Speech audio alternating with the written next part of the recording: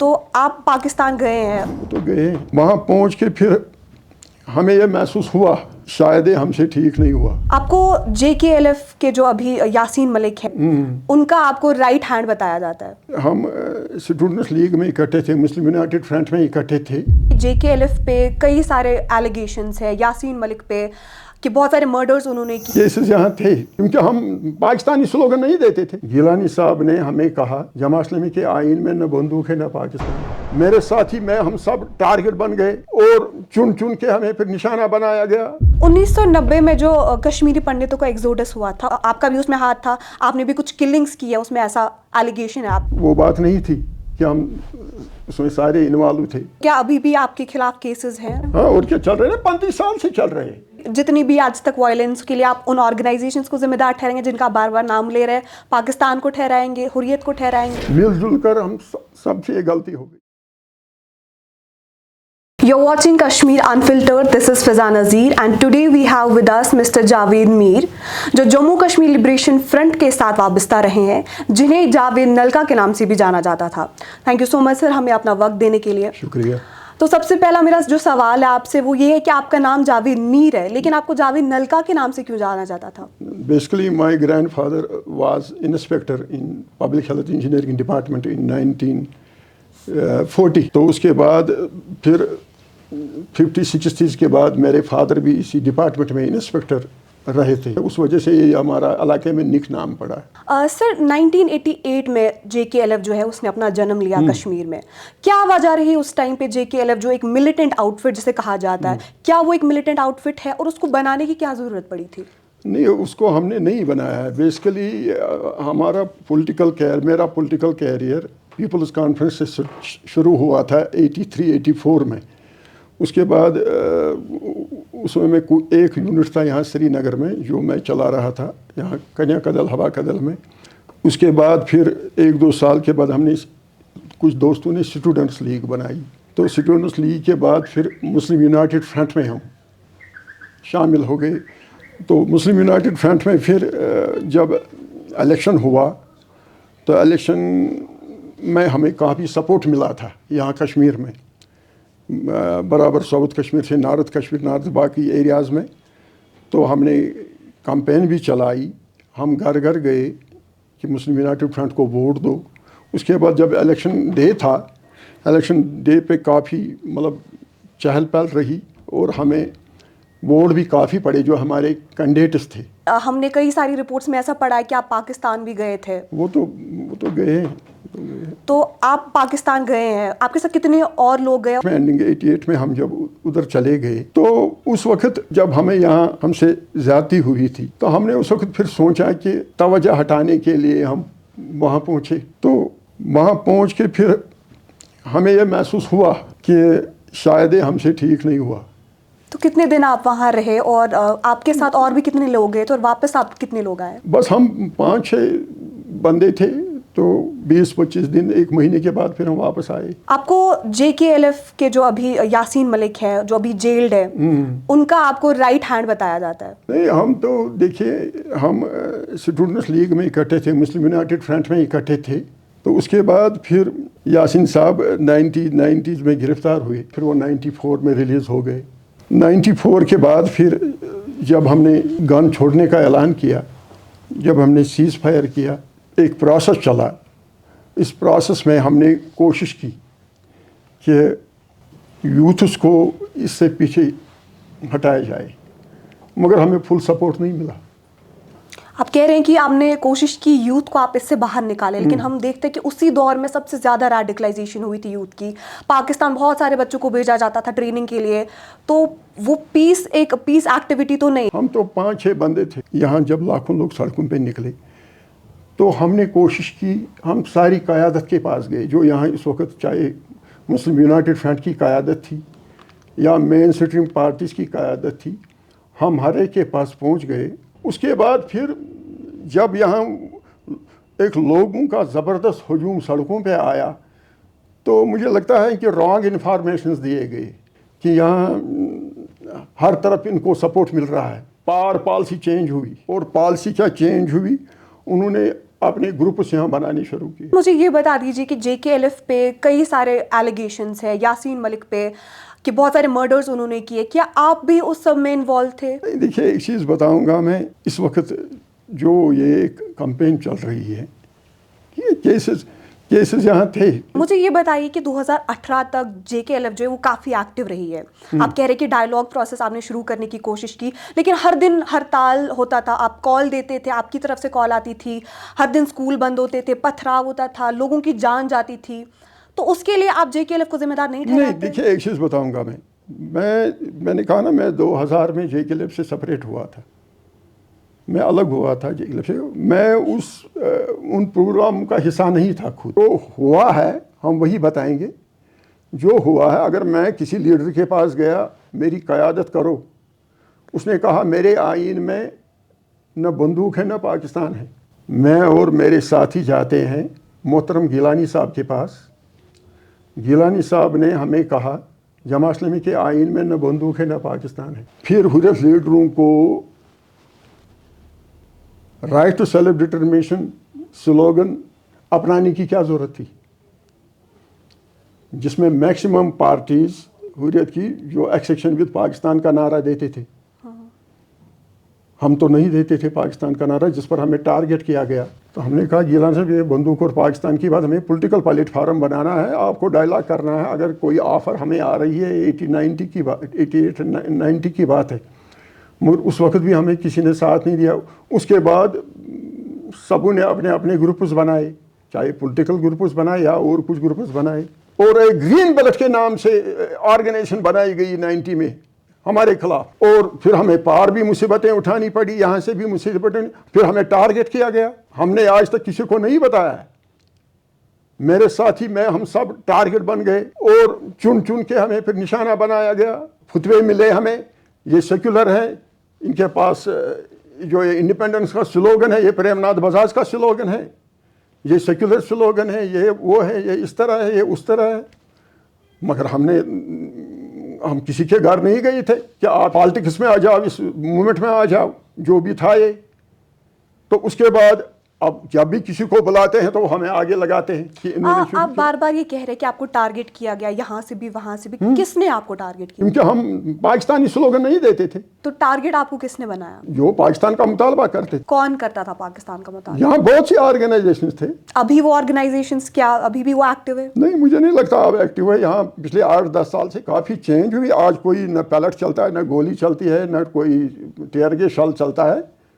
تو مجھے لگتا ہے کہ پچھلے 10 سال سے کافی یہاں ایک اچھا ماحول بن رہا ہے. اور یوتھ اس وقت سپورٹس ایکٹیویٹیز میں، ایجوکیشن میں اچھی طرح سے اپنا یہ کام چلا رہے ہیں. تو ایک اچھی مطلب شروعات ہے. 1990 میں جو کشمیری پنڈتوں کا ایگزوڈس ہوا تھا، اس میں آپ کا نام جوڑا جاتا ہے کہ آپ کا بھی اس میں ہاتھ تھا، آپ نے بھی کچھ کلنگز کی ہے، اس میں ایسا ایلیگیشن ہے آپ کے اگینسٹ. نہیں دیکھیے میں ایک چیز بتاؤں گا، میں 1990 میں پبلسٹی چیف تھا JK-LF کا. اب جب لڑکے گرفتار ہو گئے، بیانات لیے گئے لڑکوں سے، وہاں سے انہوں نے جو مطلب تھا اس وقت ان کا نام دیا کہ یہ بھی انوالو ہے، وہ بھی انوالو ہے، اس طرح سے انوالو. تو باقی تو ویسی وہ بات نہیں تھی کہ ہم اس میں سارے انوالو تھے. کہ ایک چیز بتاؤں گا میں آپ کو، اس وقت ہم چاہتے ہیں کہ ایک نئی شروعات کا آغاز ہو. کشمیری پنڈت برادری جو ہماری تھی، اب جو اسے پہلے ہی مطلب آج بھی ان کے حوالے سے یہاں بات چل رہی ہے کہ ان کے ساتھ ذاتی ہوئی، وہ مانتے ہیں ہم کہ ذاتی ہوئی ان کے ساتھ. وہ آپ کہہ رہے کہ اب آپ چاہتے ہیں کہ سب پیسفلی ہو، سب ڈائیلاگ کے تھرو، لیکن اس ٹائم پہ بھی آپ یہ سوچ سکتے تھے، تب آپ نے وائلنس کا راستہ چنا، تب بھی بیٹھ کے بات ہو سکتی تھی. نہیں دیکھیے ایک چیز بتاؤں گا میں، وائلنس کا راستہ ہم نے چنا نہیں. یہ سمجھے آپ بائی چانس ہی ہوا، یہ سڈنلی ہوا. ہم بھی اس وقت چھوٹے تھے، زیادہ ایج ہماری نہیں تھی. چاہے ہم کہیں گے پھسل گئے یا کیا ہوا، کس طرح سے ہوا. تو مگر اس کے بعد ہمیں 1 سال 2 سال کے بعد ہی ہم نے ایک پروسیس شروع کیا، ایک ڈائلاگ پروسیس شروع ہو جائے.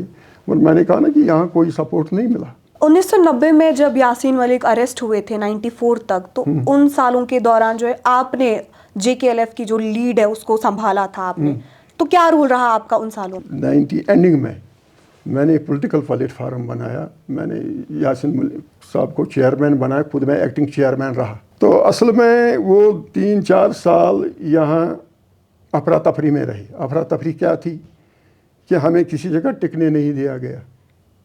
हमारे पीछे कम से कम 25-30 ऑर्गेनाइजेशंस पड़े थे कि इनको ख़त्म करना है। ये आप किन ऑर्गेनाइजेशंस की बात कर रहे हैं बार बार? जो प्रूपाक ऑर्गेनाइजेशंस थे, तो उनको शायद डायरेक्शन दी गई थी कि JKLF को यहाँ ख़त्म करना है, तो कंट्रोल यहाँ सारा इन्हीं का था, जो पाकिस्तान नवाज ऑर्गेनाइजेशंस थे। तो जितनी भी आज तक वायलेंस हुई, जितनी भी किलिंग्स हुई, उसके लिए आप उन ऑर्गेनाइजेशंस को जिम्मेदार ठहराएंगे जिनका बार बार नाम ले रहे हैं? पाकिस्तान को ठहराएंगे, हुर्रियत को ठहराएंगे, किसको ठहराएंगे?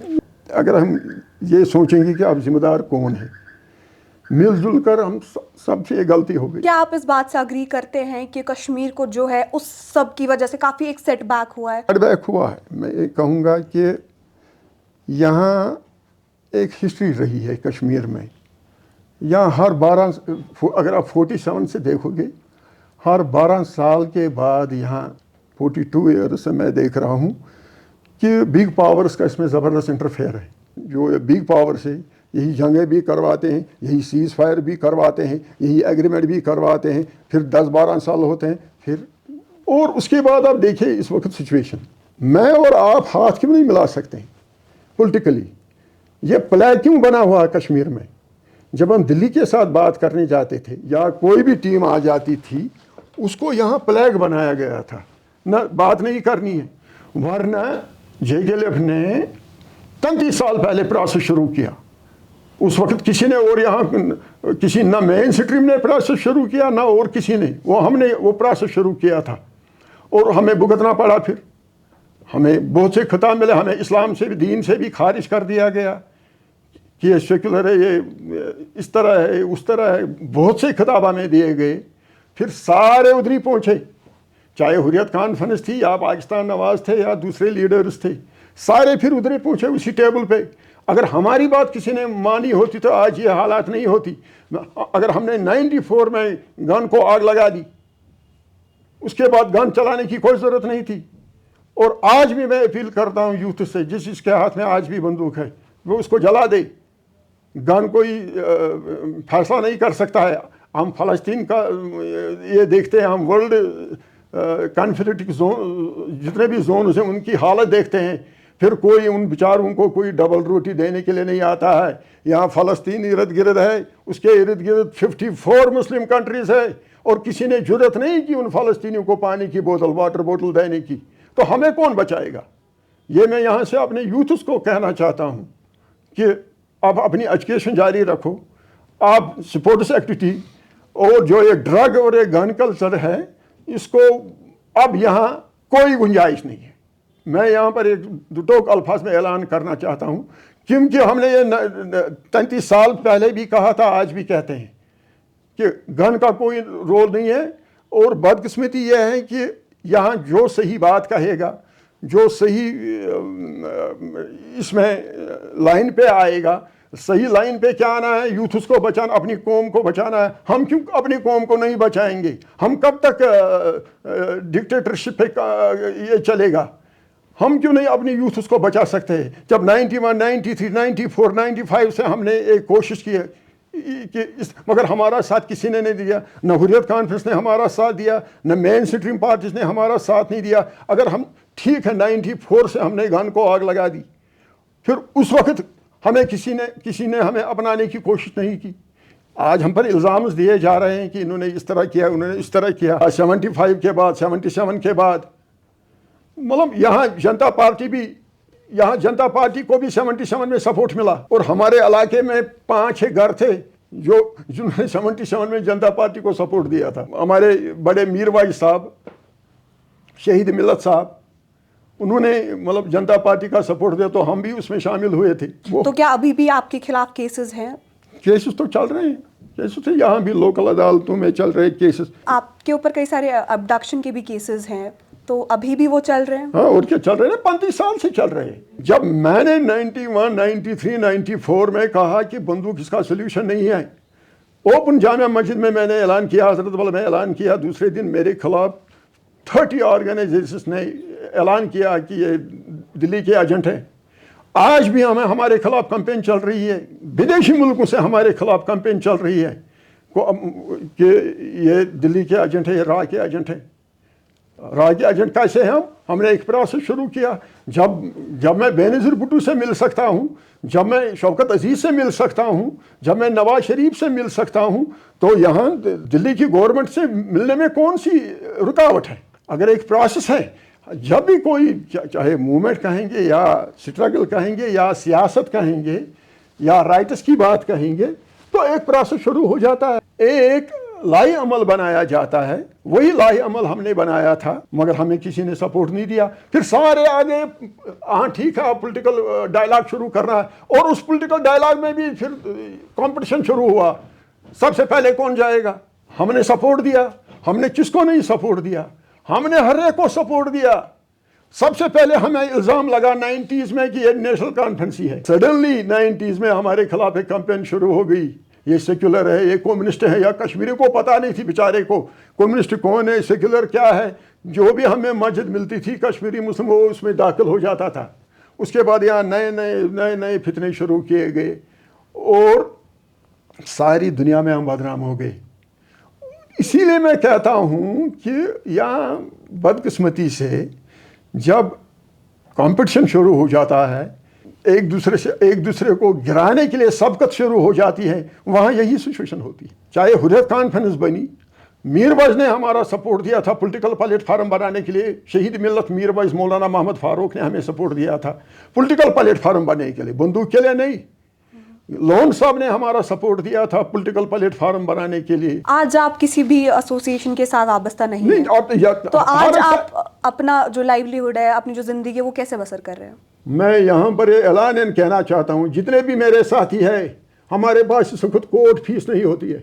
अब किसी की मिसेस सर्विस करती हैं, किसी का कोई छोटा सा दुकान चलता है, तो मगर मेजॉरिटी 100 में से 98 है जो बेचारे इस वक्त धक्के खा रहे हैं। हमें प्लेग बनाया गया कि इन्होंने सरेंडर किया, इन्होंने कंप्रोमाइज़ किया, इन्होंने इस तरह किया, इन्होंने उस तरह किया। आज तक हम ताने खा रहे हैं, आज तक हम पे इल्ज़ाम लगा रहे हैं। परसों मलिक साहब का एफिडेविट आया था सुप्रीम कोर्ट का, तो बाहर से हमारे खिलाफ कैंपेन शुरू हो गई। जब हमने सीज फायर किया 94 में या उससे पहले, हमारे पास यूरोपियन यूनियन में मेरे पास तस्वीरें हैं, उन्होंने हमारे ऊपर बैनर डाला, पीस का मुबारकबाद दी। उसके बाद आ गया शंकराचार्य, आ गया आरएसएस का था वो हेड, उसने हमें मुबारकबाद दी। हम हमेशा यही कहते थे कि गन का अब कोई रोल नहीं है, मगर हमारा किसी ने सपोर्ट नहीं दिया। आज हमें सारे हम पर इल्ज़ाम लगाए जाते। आपकी चाहे कोई दीनी तंजीम है, चाहे कोई पॉलिटिकल तंजीम है, चाहे जब उनको दिल्ली बुलाते हैं या और किसी जगह, वो हमें आगे देते हैं। मगर मैं खुदारा उनसे कहना चाहता हूँ, तमाम तंजीमों से, क्या हम आपके घर आए थे कि आप इसमें पार्टिसिपेट करो?